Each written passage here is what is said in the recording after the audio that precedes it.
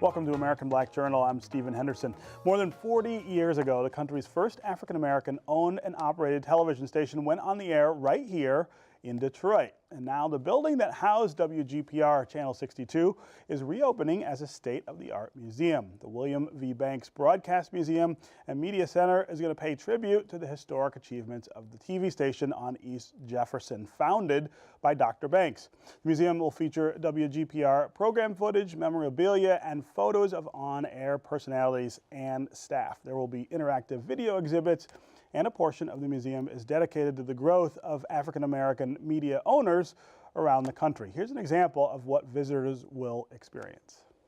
The year is 1970, and the first issue of Black Enterprise rolls off the press, a publication that will become the centerpiece of Black business journalism and commerce. While a number of other Black-owned publications are already in existence, this magazine will forge new directions as an unprecedented business resource for African Americans. It quickly gains prominence as the first publication ever devoted to African American entrepreneurs and corporate executives, with a circulation of over 500,000 and a readership of nearly 4 million. Its founder, Earl Graves Sr., is a true visionary who, with his sons, went on to expand the publication's reach into the digital and broadcast media as well as live events. He will also be named one of the 50 most powerful and influential African Americans in corporate America by Fortune magazine. Not bad for the kid born and raised in the tough Brooklyn neighborhood of Bedford-Stuyvesant. But right now, only 2 years after the assassination of Martin Luther King, his publishing empire is just getting started.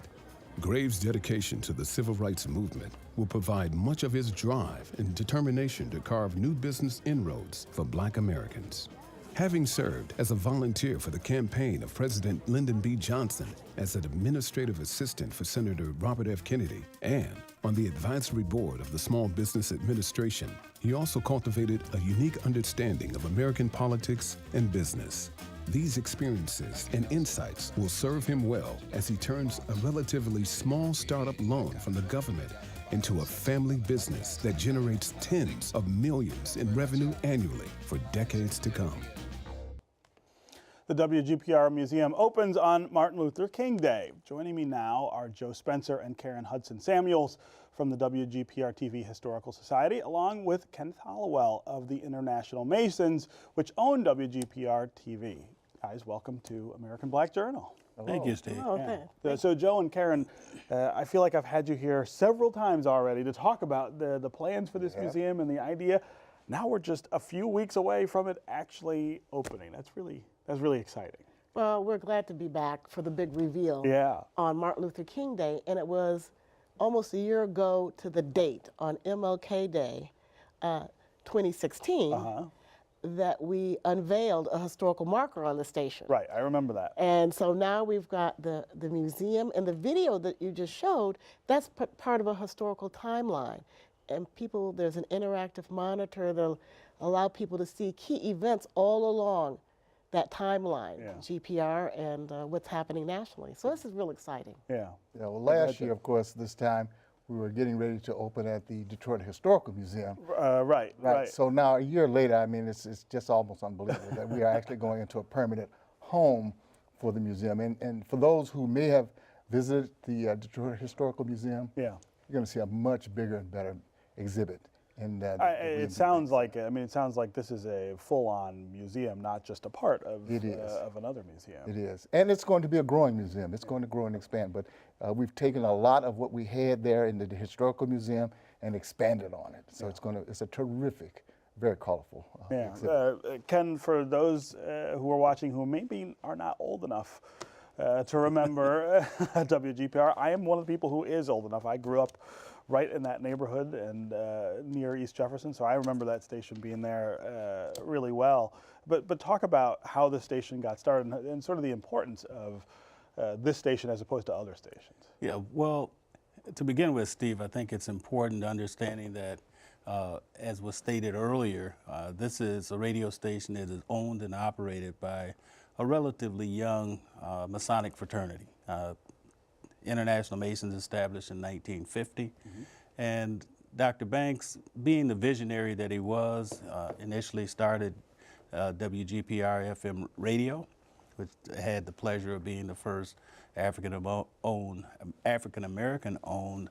FM radio station for the state that was located in the city of Detroit. And then following his vision, he decided he wanted to foray into television, and he had the fortunate opportunity to meet with then President Nixon, and in collaboration with then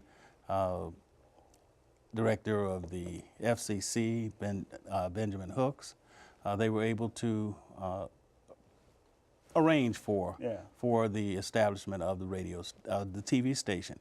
And our current Supreme President, James O'Dogan, and our members of our Supreme Board of Directors and our members throughout the United States and the Caribbean are very proud of the opportunity to have provided these media opportunities in the city of Detroit, as well as now opening up a museum to chronicle not only the historic achievements of Dr. Banks and International Masons, but the development of the radio and TV station and how it interacts with other African-American-owned media institutions in this country. Yeah, yeah, and that's a big part of the museum, right? Is focusing on how that works. This is at a time, though, when African-Americans, and it's hard for some people to even remember this, African-Americans weren't really on TV at this point on the other stations that existed in Detroit. Well, that's true, and I think even nationally, there was a period of time, and we have it on our timeline, when African Americans first appeared on national TV, but on local television in terms of anchors and reporters and having the perspective of our stories told from the point of view of the African American community, that was something that we have one panel devoted to the cable and internet revolution. That has enabled a much broader expansion, but when you get to local TV stations and having that perspective, this will be an education. Yeah. It really started following the 1967 disturbances. When it was decided that the FCC decided that the TV stations and radio stations should have a better reflection of the communities that they served.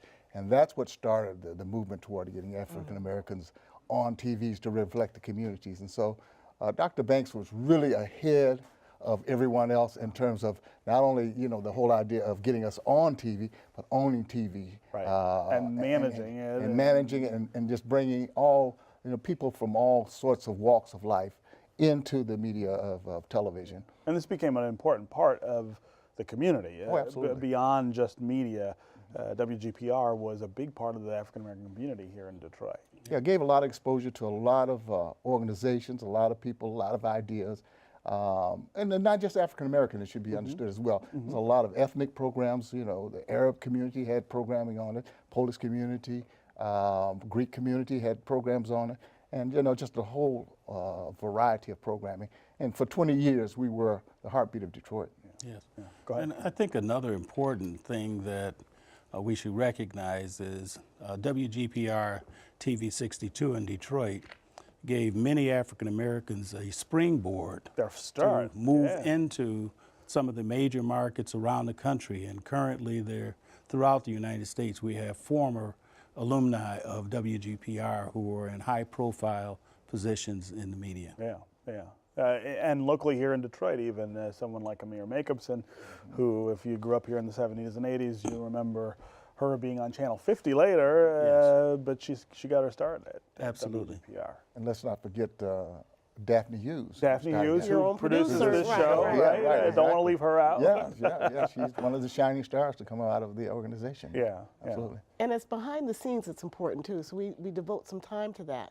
People sometimes don't realize that the talent they see on air, there are many people behind the scenes. This is not a magic show, right? There's a lot of people doing a lot of different things to make this look and feel the way it does. And that allowed a lot of additional opportunity for people to say they could be producers and directors and then move on once they gained the skill. And I think Dr. Banks very much wanted to bring young people on and give them that opportunity. Yeah. It was truly, like Mr. Hollowell said, a springboard.